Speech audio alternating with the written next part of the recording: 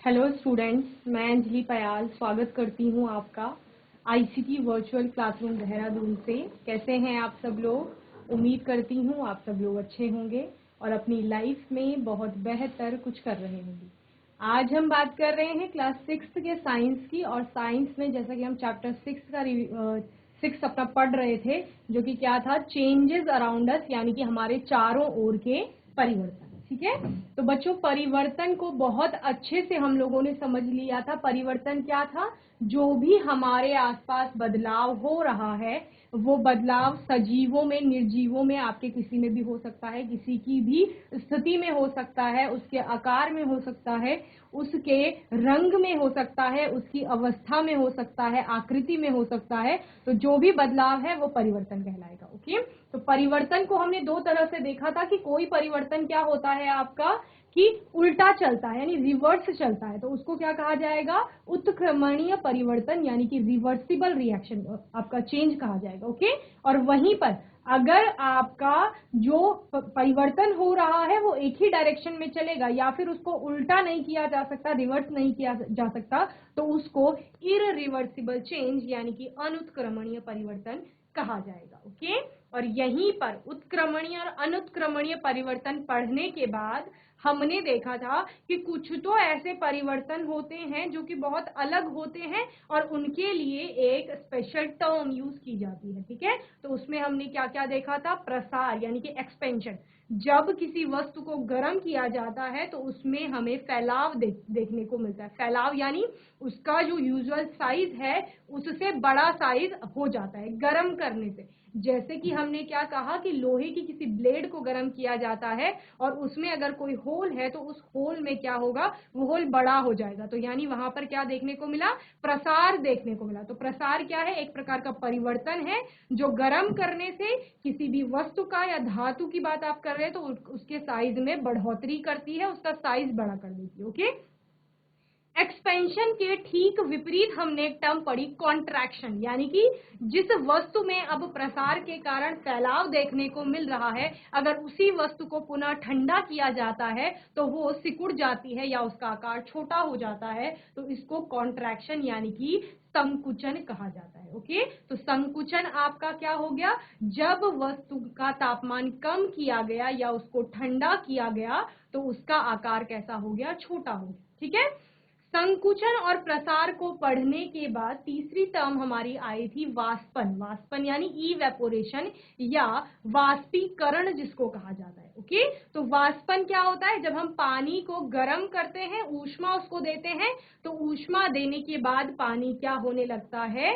आपका उबलने लगता है और उबलने के बाद वो भाप में परिवर्तित हो जाता है। तो जब वो पानी से भाप में परिवर्तित हुआ तो उसको क्या कहा जाएगा? वाष्पीकरण की प्रक्रिया कही जाएगी। ओके, वाष्पीकरण के अलावा हमने क्या पढ़ा? मेल्टिंग पढ़ा। अब जैसे सभी के घर में फ्रिज होगा, रेफ्रिजरेटर में आपने क्या रखा रहता है? फ्रीजर में या डीप फ्रीजर में आपने बर्फ रखी रहती है। ठीक है, या कोई बहुत ठंडे इलाके से आप लोग, तो आपके यहाँ बर्फ होगी आजकल। तो बर्फ जब धूप पड़ेगी या फिर टेम्परेचर बढ़ाया जाएगा या ऊष्मा उसको दी जाएगी तो वो क्या करने शुरू कर देता है?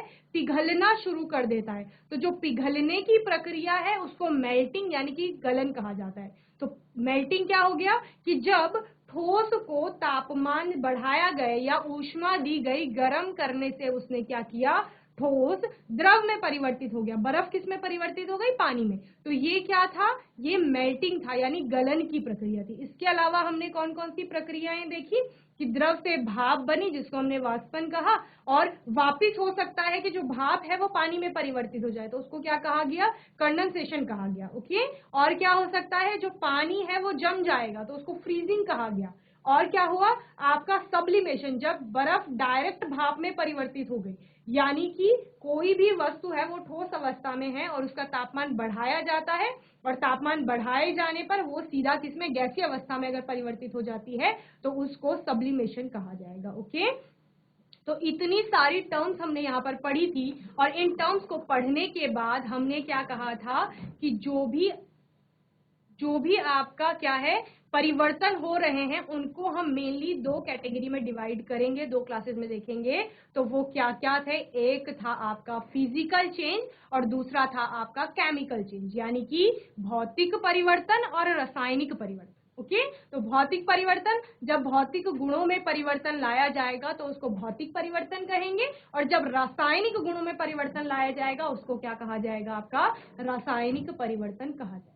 ठीक है, तो भौतिक गुण क्या क्या हो गए, जैसे आपने क्या किया, किसी का साइज छोटा या बड़ा कर दिया, और क्या कर सकते हैं आप, रंग में परिवर्तन कर सकते हैं, अवस्था में परिवर्तन कर सकते हैं। तो ये सारे किसके अंतर्गत आएंगे, भौतिक परिवर्तन के अंतर्गत आएंगे। वहीं पर रासायनिक परिवर्तन क्या हो गया, जब आप उसके रासायनिक गुणों में परिवर्तन कर देंगे। अब रासायनिक गुणों में परिवर्तन करने का अर्थ क्या है कि आपने एकदम से कोई नई चीज बना ली है, तो जब नया पदार्थ बनता है तो वहां पर रासायनिक परिवर्तन कहा जाता है। ठीक है, तो भौतिक परिवर्तन में जैसे आपके पास कागज की कोई बड़ी शीट थी, उसको काट करके आपने छोटा कर दिया है, तो वो भौतिक परिवर्तन है। पानी बर्फ के रूप में थी, बर्फ से पिघलकर फिर पानी बन गई है, वो भौतिक परिवर्तन है। पानी को उबाला, उबाल करके वो भाप बन गई, वो भौतिक परिवर्तन है। रासायनिक परिवर्तन क्या है, जैसे आपने खाना बनाया तो खाना बनाने की प्रक्रिया रासायनिक परिवर्तन है। खाना हमने खाया, उसका जो पाचन होता है शरीर में, वो रासायनिक परिवर्तन है। और क्या होता है, जैसे लकड़ियां जलाई जाती हैं, वो एक रासायनिक परिवर्तन है। तो ये सारे कुछ रासायनिक परिवर्तन के उदाहरण थे। जैसे लोहे पर जंग लगना, ये भी एक रासायनिक परिवर्तन है। ठीक है, तो लास्ट सेशन में रासायनिक और भौतिक परिवर्तन को अच्छे से समझने के बाद, उदाहरणों को देखने के बाद, उन दोनों में हमने अच्छे से अंतर समझा, तो हमारा चैप्टर वहां पर पूरा हमने कर लिया था कंप्लीट। अब चैप्टर के अंदर आपके क्वेश्चन किस प्रकार आएंगे उनको समझेंगे। आज के सेशन में चलते हैं एमसीक्यूज लेकर, यानी हमारे चारों ओर के परिवर्तन अध्याय में बहुविकल्पीय प्रश्न किस प्रकार पूछे जाएंगे वो हम देखेंगे। बहुविकल्पीय प्रश्न यानी प्रश्न पूछा जाता है, आपको विकल्प मिलते हैं वहां पर, और उन सभी विकल्पों में से एक विकल्प आपका सही होगा, वो आपको बताना होता है। ओके, जीआईसी खालू खेत, आपको आवाज आ रही है बच्चों, हाथ उठाइए आवाज आ रही है। तो बातें नहीं करेंगे आप लोग, स्क्रीन पे दिखाई दे रहे हैं क्योंकि आगे एक फ्रंट सीट में दो बच्चे बैठे हैं। आप लोग कंटिन्यूअसली बातें कर रहे हैं, बातें नहीं करेंगे। जीआईसी मेहता कुंड, हैंड रेज करिए, आवाज आ रही है तो हाथ उठाइए, आपको आवाज आ रही है तो। जीआईसी मेहता कुंड,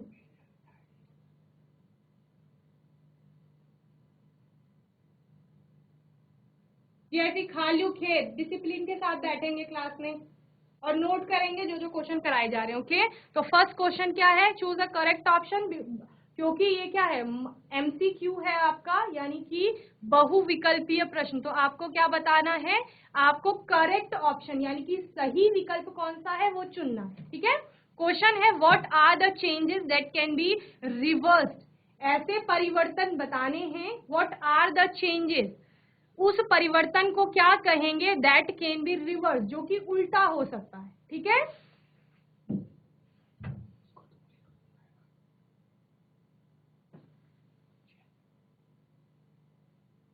जीआईसी डुंगरी, बच्चों आवाज आ रही है आपको, हाथ उठाइए आवाज आ रही है तो। GIC Dungri, okay very good, note करेंगे साथ साथ। ठीक है, तो what are the changes that can be reverse called, ठीक है, ऐसा परिवर्तन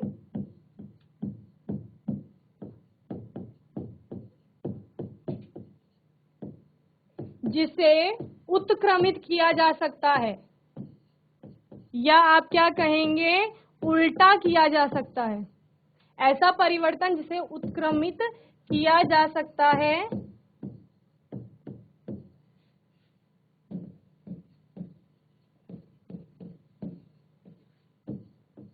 उसको क्या कहते हैं।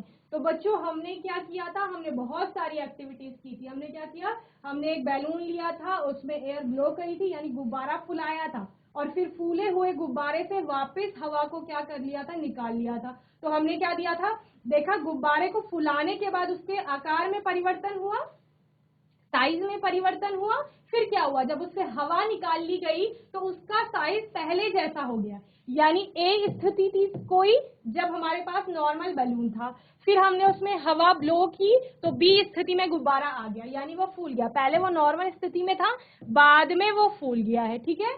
फिर हमने क्या किया, इस फूले हुए गुब्बारे से हवा निकाल ली वापस, तो ये ए स्टेज में वापस आ गया। तो क्या कर रहे हैं हम, ऐसा परिवर्तन तो बच्चों हो रहा है, लेकिन कैसा परिवर्तन हो रहा है जिसको उल्टा किया जा सकता है, उत्क्रमित किया जा सकता है। तो ऐसे परिवर्तन को हमने क्या कहा था, रिवर्सिबल चेंज कहा था, यानी कि उत्क्रमणीय परिवर्तन कहा था। तो यहाँ पे आपके पास 4 ऑप्शन है, reversible change, irreversible change, contraction और इवेपोरेशन, ठीक है।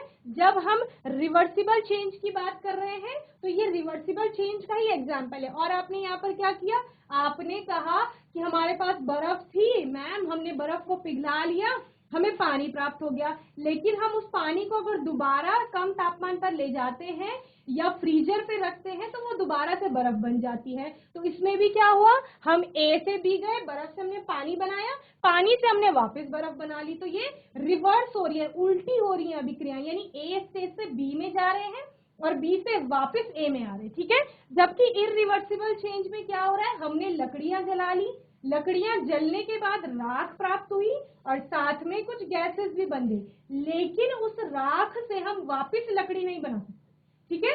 ए से बी तो जा रहे हैं कि लकड़ी जल करके राख बन गई, लेकिन राख से वापस लकड़ी नहीं बन सकती। तो ये कैसा हो गया कि यहाँ उल्टी नहीं हो रही है, परिवर्तन को उल्टा नहीं किया जा सकता, तो ये इरिवर्सिबल हो गया। कॉन्ट्रैक्शन यानी कि सिकुड़ना। कॉन्ट्रैक्शन क्या कह रहा था कि जब कोई चीज गर्मी पा करके फैल गई है, आकार बढ़ गया है, तो उस बढ़े हुए आकार की वस्तु का अगर तापमान कम किया जाए या उसको ठंडा किया जाए तो उसका आकार क्या हो जाएगा, छोटा हो जाएगा, इसको कॉन्ट्रैक्शन कहा गया है। इवेपोरेशन क्या था, इवेपोरेशन था जब पानी को उबाला जा रहा है तो उबालने के बाद वो पानी भाप में परिवर्तित हो रहा है, यानी कि वाष्पन की प्रक्रिया। तो आंसर आपका क्या आएगा बच्चों, ए रिवर्सिबल चेंज, या इसको क्या कहा जाता है, उत्क्रमणीय परिवर्तन कहा जाता है, ठीक है।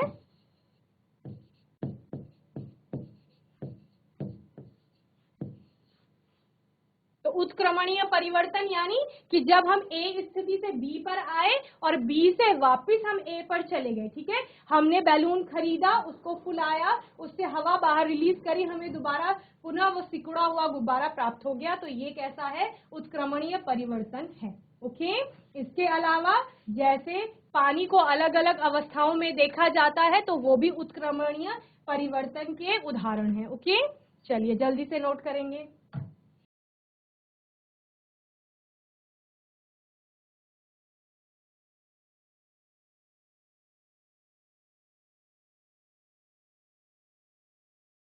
ओके, अगर आप लोग हिंदी में पढ़ते हैं तो हाथ उठाएंगे, नहीं तो नहीं उठाएंगे। आप हिंदी में पढ़ते हैं, जीआईसी डुंगरी और जीआईसी खालू खेत, हिंदी में लिखते हैं आंसर, ओके। तो हिंदी वाला नोट करेंगे, ठीक है। चलिए नेक्स्ट क्वेश्चन देखते हैं, क्वेश्चन नंबर 2। प्रश्न 2 क्या है हमारे पास, a process in which an object becomes smaller or shrink is called, ऐसी प्रक्रिया जिसमें वस्तु क्या हो रही है, छोटी हो रही है या सिकुड़ रही है, ठीक है। ऐसी प्रक्रिया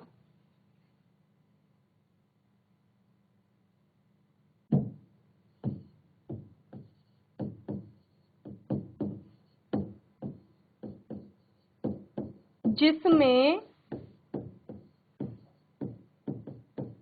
वस्तु का आकार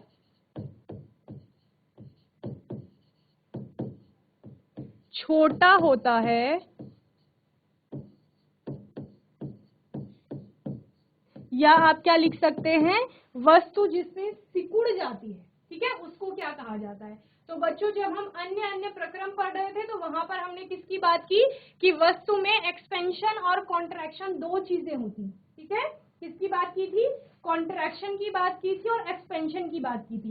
एक्सपेंशन जैसे कि नाम से ही पता चल रहा है क्या है, प्रसार। प्रसार का सिंपल मीनिंग होता है, पर्यायवाची शब्द पढ़ते हैं हिंदी में तो प्रसार यानी फैलना।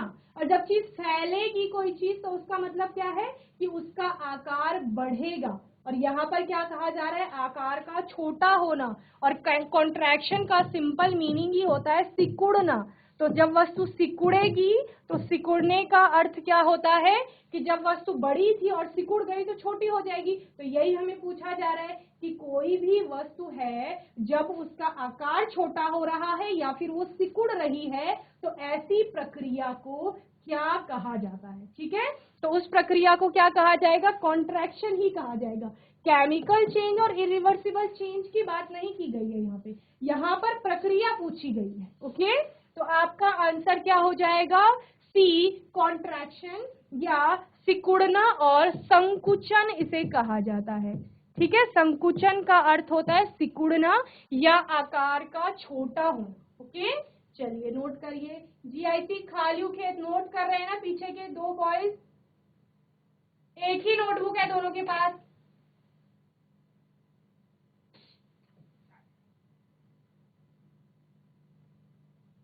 अच्छा ठीक है, कोई प्रॉब्लम है तो अभी आपके टीचर से बात करते हैं हम लोग। नोटबुक नहीं है दूसरे बच्चे के पास? ठीक है, सर मैम से बात करेंगे अभी तो वो आपको नोटबुक ला देंगे। नोटबुक लीजिए जल्दी दोनों, जैसी खालू खेत, और बंद करके नहीं रखनी है नोटबुक, नोट करते रहना है साथ साथ, अभी क्वेश्चन पूछे जाएंगे फिर। जीआईसी डुंगरी, वेरी गुड, सबके पास नोटबुक है और सारे बच्चे नोट कर रहे हैं। नोट भी करना है साथ साथ। ओके, चलिए प्रश्न 3, क्वेश्चन नंबर 3 है, temperature at which a solid starts melting is called its. ऐसा तापमान जिसमें कोई ठोस द्रव में परिवर्तित होने लगता है या फिर गलने लगता है। ठीक है, तो क्या कहा जा रहा है, ऐसा तापमान या वह तापमान आप बोल सकते हैं जिस पर ठोस पिघलता है। अब ठोस पिघलेगा कब, बताओ, पिघलती कब है कोई चीज, आग के पास ले जाते हैं तो पिघलती है। हाथ उठाइए, अगर आग के पास ले जाने से कोई चीज पिघलती है तो हाथ उठाइए बच्चों। आग के पास किसी वस्तु को ले जाते हैं तो वो पिघलने लगती है, सही है या गलत? सही है तो हाथ उठाइए। अगर आग के पास हम प्लास्टिक को ले जा रहे हैं जैसे तो वो पिघलने लगता है, गलने लगता है मीन्स। जीआईसी डुंगरी, आवाज आ रही है आपको? अच्छा, हम आग के पास हम प्लास्टिक को ले गए तो प्लास्टिक पिघलने लगेगा, हाथ उठाइए अगर पिघलने लगेगा तो। ये जीआईसी खालू खेत। और बर्फ को अगर आग के पास ले गए तो बर्फ पिघलने लगेगी, जीआईसी डुंगरी। हैंड रेज करना है आपको। हम कह रहे हैं आग के पास अगर बर्फ को ले जाया जाएगा तो बर्फ पिघलने लगेगी। ओके, एक बच्चा हाथ खड़ा कर रहा है, तो आज ट्राई करके देखना, बर्फ को आग के पास लेकर जाना, आग के सामने बर्फ पिघलती है या नहीं।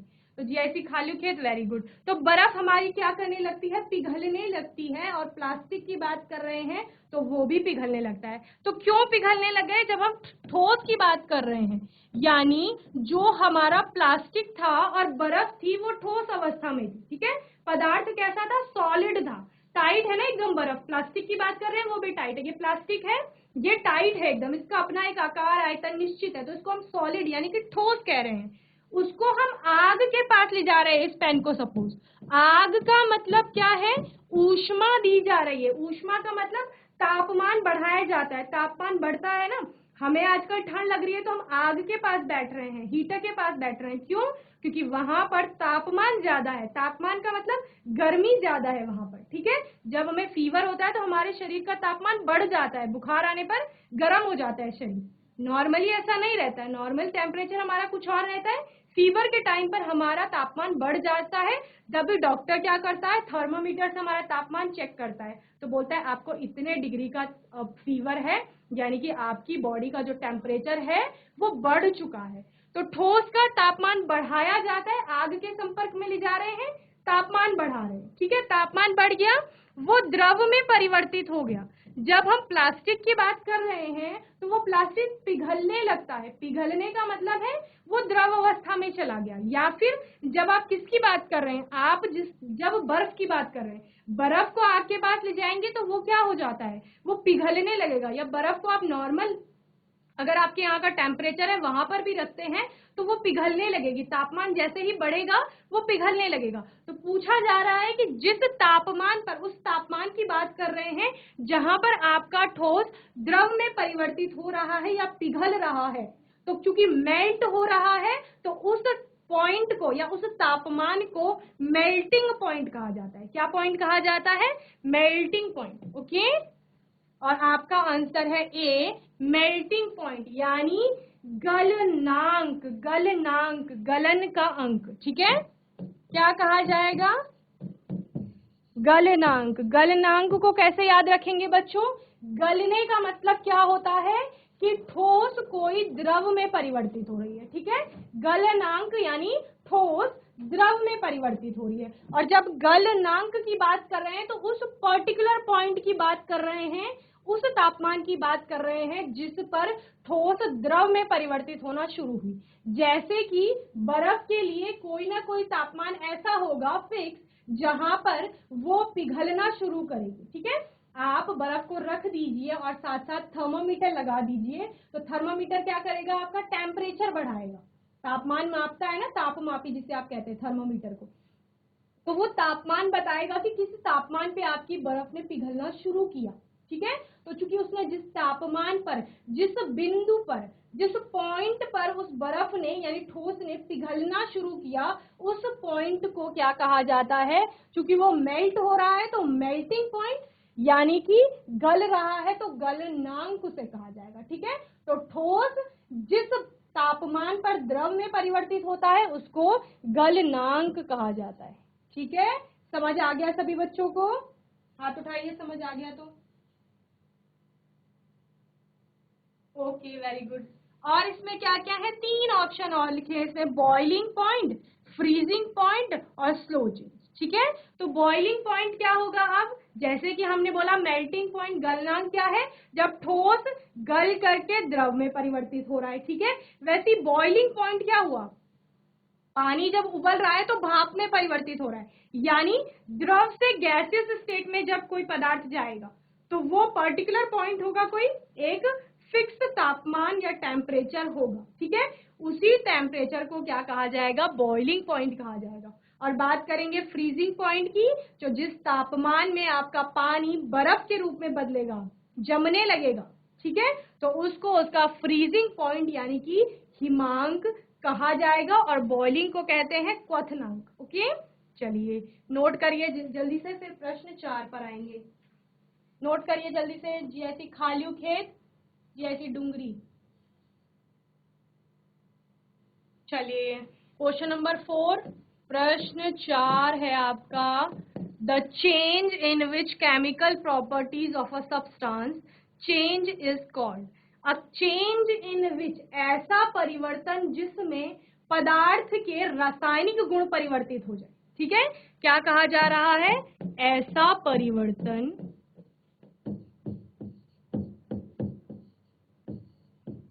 जिसमें पदार्थ के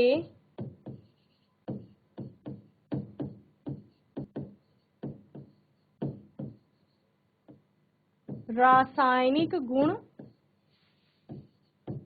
परिवर्तित हो।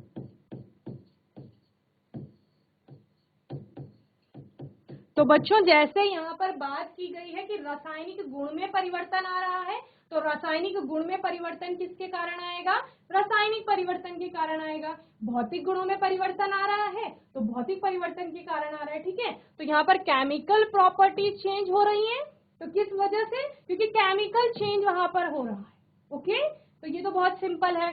और जब भी हम रासायनिक गुणों में परिवर्तन की बात करते हैं तो हमेशा नया पदार्थ बनेगा, नया पदार्थ बनेगा यानी कि रासायनिक परिवर्तन हो रहा होगा। ठीक है, जैसे ही लकड़ी जलाई जा रही है, लकड़ी के जलने पर राख प्राप्त हो रही है, गैस प्राप्त हो रही है, तो वो क्या हो गया, नए पदार्थ बन गए। नए पदार्थ बने यानी कि अच्छा, लकड़ी की कुछ और रासायनिक गुण थे, जब वो जल गई उससे राख प्राप्त हुआ, कोयला प्राप्त हुआ। अब राख कोयले की अलग प्रॉपर्टीज है, अलग गुण है अपने। ठीक है, तो ये क्या हो गया, हमारा रासायनिक परिवर्तन हो गया। ऑप्शन बी है फिजिकल चेंज। फिजिकल चेंज यानी भौतिक गुण, भौतिक गुण, भौतिक परिवर्तन यानी भौतिक परिवर्तन किसकी बात करता है, भौतिक गुणों में परिवर्तन की बात करता है। हीटिंग का मतलब क्या है, गर्म करना किसी चीज को, ऊष्मा देना। प्रेशर यानी दबाव डालना। तो यहाँ पर बात की जा रही है चेंज की यानी परिवर्तन की। तो परिवर्तन जिसमें रासायनिक गुणों में परिवर्तन किया जा रहा है। जब रासायनिक गुणों में परिवर्तन होगा तो उसके कंपोजिशन भी चेंज हो जाएंगे यानी कि अवयवी घटक बदल जाएंगे। जब अवयवी घटक बदल जाएंगे तो यानी कि आपका नया पदार्थ बन गया है, वहां पर नया पदार्थ बना यानी केमिकल चेंज, रासायनिक परिवर्तन। ओके, तो आपका आंसर क्या हो जाएगा, ए, केमिकल चेंज यानी कि रासायनिक परिवर्तन।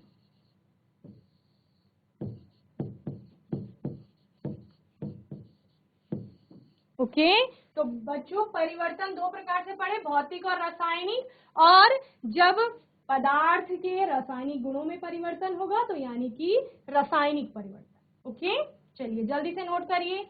जीआईसी खालुक है, जीआईसी डुंगरी।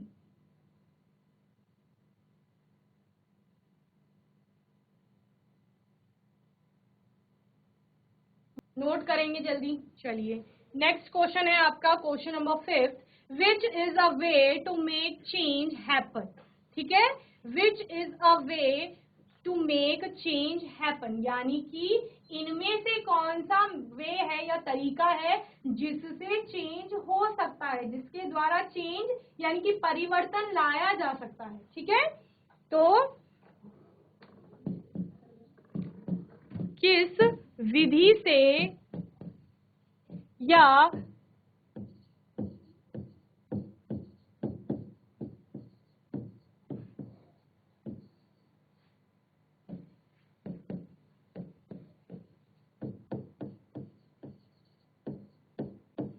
तो बच्चों परिवर्तन किस विधि से लाया जा सकता है बताइए। यहाँ पर है heating a substance, cooling a substance, mixing a substance. ठीक है, क्या क्या ऑप्शन है आपके पास, ए है हीटिंग अ सब्सटेंस यानी कि वस्तु को गर्म करेंगे, बी है कूलिंग ऑफ सब्सटेंस यानी कि ठंडा किया जा रहा है, और सी है आपका मिक्सिंग ऑफ सब्सटेंस यानी कि मिश्रित किया जा रहा है पदार्थों को, और डी है तीनों के द्वारा आप किसी भी तरह से परिवर्तन ला सकते हैं। ओके, जीआईसी पदमपुर बच्चों आवाज आ रही है, हाथ उठाइए। Very good.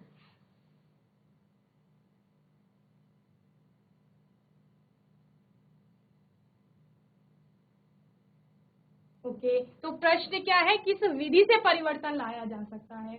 GIC Padampur answer करेंगे बच्चों, आंसर करना चाहेगा कोई, GIC Padampur, GIC Dungri, hand raise करिए कोई आंसर करेगा तो। परिवर्तन लाने का मतलब बदलाव लाया जा रहा है। अच्छा, पहला है हीटिंग अ सब्सटेंस यानी कि गर्म करने से, किसी वस्तु को अगर हम गर्म करते हैं तो क्या उसकी स्थिति में बदलाव लाया जा सकता है, हाथ उठाइए अगर वस्तु को गर्म करने से उसमें किसी भी प्रकार का परिवर्तन ला सकते हैं। जल्दी से हैंड रेस करेंगे। क्या कहा मैंने, जीआईसी पदमपुर, जीआईसी डुंगरी, ध्यान से सुनिए पहले। मैंने कहा कोई वस्तु है उसको गर्म कर रहे हैं और गर्म करने से क्या उसमें परिवर्तन लाया जा सकता है, हाथ उठाइए अगर परिवर्तन लाया जा सकता है तो, गर्म करने से। ओके, बी है आपका कूलिंग अ सब्सटेंस, क्या वस्तु को ठंडा करने से उसमें कोई परिवर्तन लाया जा सकता है। मिक्सिंग अ सब्सटेंस, दो तीन पदार्थों को मिक्स कर दिया है, क्या उससे परिवर्तन लाया जा सकता है। अच्छा देखते हैं कैसे लाया जा सकता है परिवर्तन, इधर देखिए सामने, सभी बच्चे? हीटिंग अ सब्सटेंस की बात की जा रही है जब, तो यानी गर्म करने से।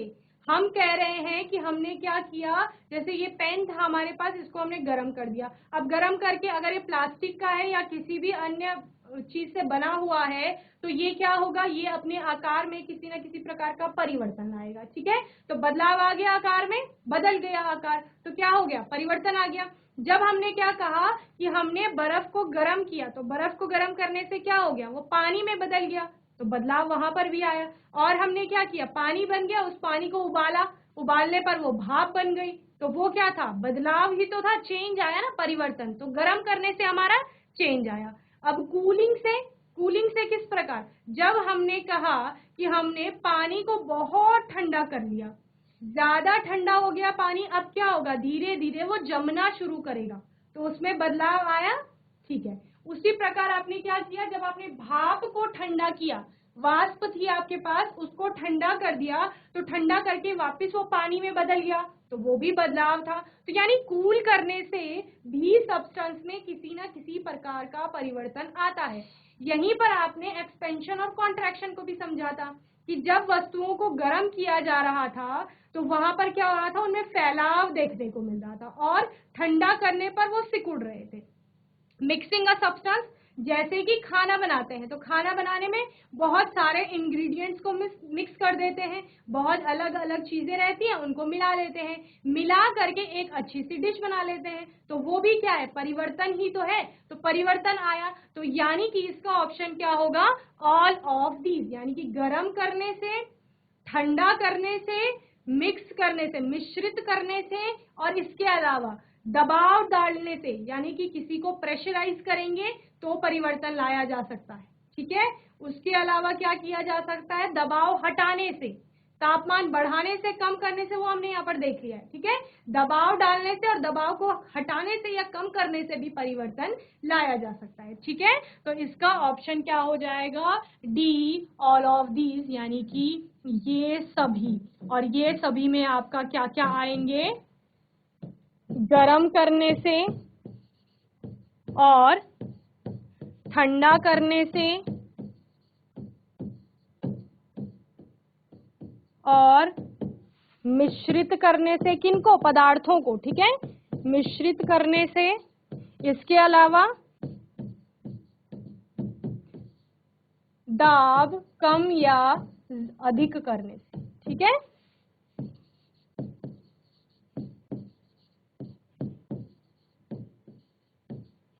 इसके अलावा भी अन्य कई विधियां हैं जिनके द्वारा परिवर्तन लाया जा सकता है, जैसे कि पेपर को काट दिया गया है, तो काट करके छोटे छोटे टुकड़े कर दिए, वो भी परिवर्तन है। लकड़ी को जला दिया है, मोमबत्ती को जला दिया है, वो भी परिवर्तन है।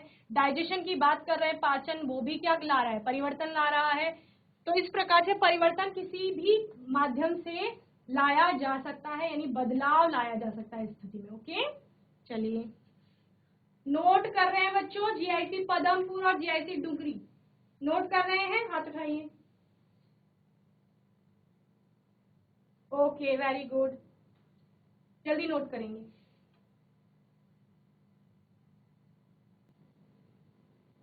क्वेश्चन नंबर 6, प्रश्न 6 है आपका, the melting of gold is an example of, सोने का पिघलना। ठीक है, किसका, सोने का, गोल्ड यानी सोना क्या होता है, एक धातु होती है। ठीक है,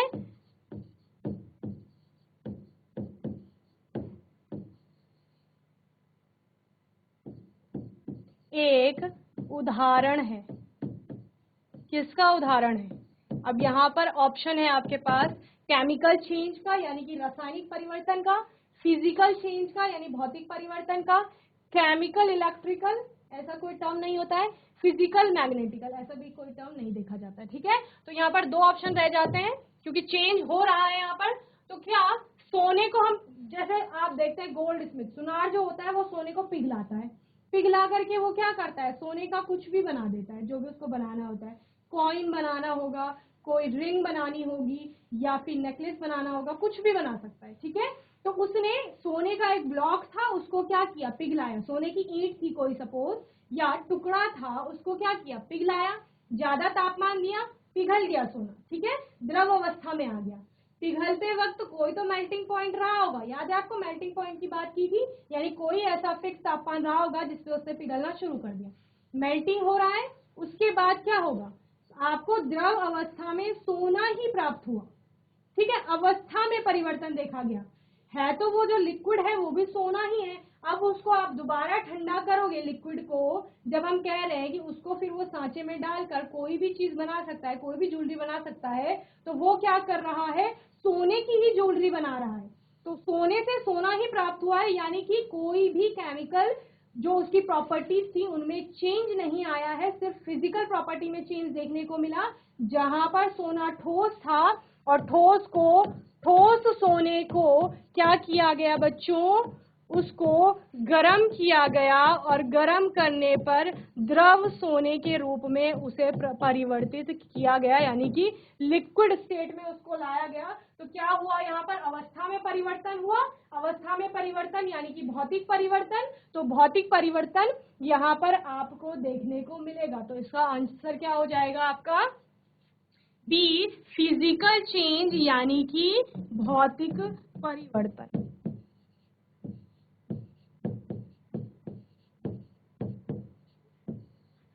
चलिए जल्दी से नोट करेंगे। तो सोने का पिघलना एक उदाहरण है किसका, भौतिक परिवर्तन का।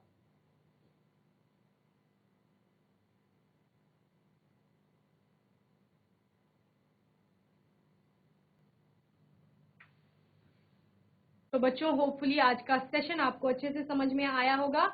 आज के सेशन में जो चैप्टर 6 हमने पढ़ा था उसके क्या किए, एमसीक्यूज, बहुविकल्पीय प्रश्न देखे कुछ, और उनके उत्तर जाने कि किस प्रकार अगर प्रश्न आपके पेपर में पूछा जाएगा तो उसका आंसर क्या हो, ठीक है।